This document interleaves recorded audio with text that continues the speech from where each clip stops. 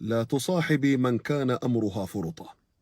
تقول إحدى الأخوات: كنت جالسة مع صديقة لي وهي تتحدث عن الملابس والذهب والمجوهرات والمشتريات والسفريات، حتى شعرت معها أني لا أملك شيئا من هذه الدنيا، أما هي فعندها كل شيء. وفي يوم التقيت بها مرة أخرى فحكت لي عن قوائم مشترياتها لمواد التنظيف وتغييرها للستائر إلى آخره. وبعد تفكير اكتشفت اكتشافا خطيرا، اكتشفت أني برفقتها أشعر بنقص، ومن دونها أشعر بامتلاء من هذه الدنيا، فقررت أن أبتعد عنها. كنت في تلك الجمعة أقرأ سورة الكهف، فقرأت قوله تعالى: ولا تطع من أغفلنا قلبه عن ذكرنا واتبع هواه وكان أمره فرطا.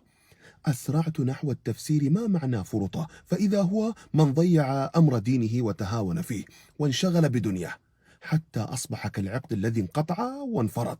فأيقنت بصحة قراري، وهو الابتعاد عنها. نعم أخيتي، من الآن فكري في أصحابك، ثقي أنك ستأخذي منهم شيئا ما. صاحبي الحافظات ستحفظي مثلهن، صاحبي أهل العلم ستصبحي مثلهن، صاحبي المبدعين ستبدعين كحالهن، صاحبي أهل الخير والنفع ستصبحي مثلهم.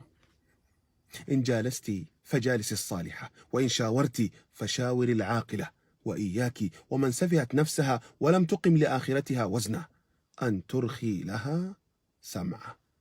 الموعظة: صاحبي من لا تكون أمرها فرطة، وإلا أصبحت مثلها. أعجبتني فنقلتها. السلام عليكم.